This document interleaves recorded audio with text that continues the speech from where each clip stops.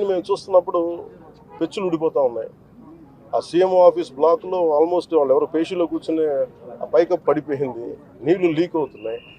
ఇది రెండు చేయాలి. ఒకటి, బిల్డింగ్స్ అన్ని సేఫ్టీ ఆడిట్ జరగాలి, అదొకటి చర్చించాం. రెండు, అసలు దీని ఎట్లాగా సేఫ్టీ ఆడిట్ జరిగిన వెంటనే ఎట్లా దీని ఆదాయ మార్గాలు పెంచాలి.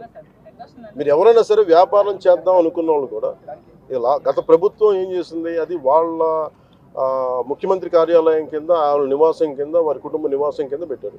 మనం ఆలోచిస్తుంది ఏంటంటే ఇది ఆదాయం, ఇది టూరిజం శాఖ ప్రాపర్టీ, ఇది should remain as Andhra Pradesh government ప్రాపర్టీగా ఉండాలని మా అందరి కోరిక. దట్స్ వాట్ ఒక 4 రెజల్యూషన్ తీసుకున్నాం. ఒక ప్రైవేట్ వ్యాపారం ఎవరైనా సరే ₹1 పెట్టుబడి పెడితే కనీసం ₹1 ఆదాయం రావాలనుకుంటారు.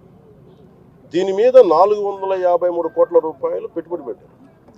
కనీసం ముందస్తుగా ఏం చేయాలి, అసలు బ్రేక్ ఈవెన్ ఎప్పుడు అవుద్ది, ఇది ఆదాయం ఎప్పుడు మారుతుంది అనేది ఏం చెప్పంటే మన మైస్ అనేది ఒక యాక్రోనిమ్ చెప్పారు.